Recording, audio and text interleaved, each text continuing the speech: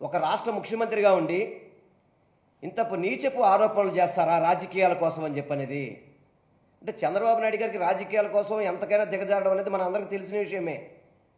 పదవి కోసం మావకు వెన్నుపోటు పడవడం కానివ్వండి, ఆ రోజు నందమూరి హరికృష్ణ గారు డెడ్ బాడీ ఉండగానే కేసీఆర్తో పొత్తులు పెట్టుకోవడం కానివ్వండి, ఆ డెడ్ బాడీ దగ్గర పొత్తులు పెట్టుకోవడం కానివ్వండి, రాజకీయాల కోసం ఎంతైనా తెగిస్తాడన్న సంగతి మనందరూ కూడా తెలిసిన విషయమే.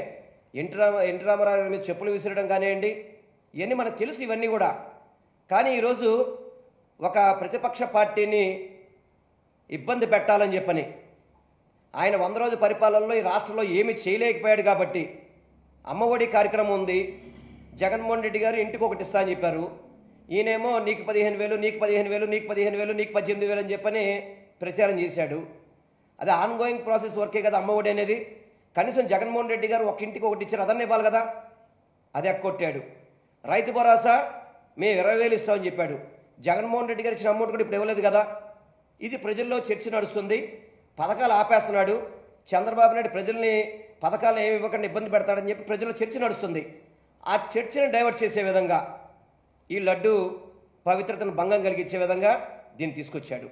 నేను చెప్తున్నా ఒకటి, వెంకటేశ్వర స్వామి వారి దగ్గర ఎవరూ కూడా తప్పు చేయకూడదు.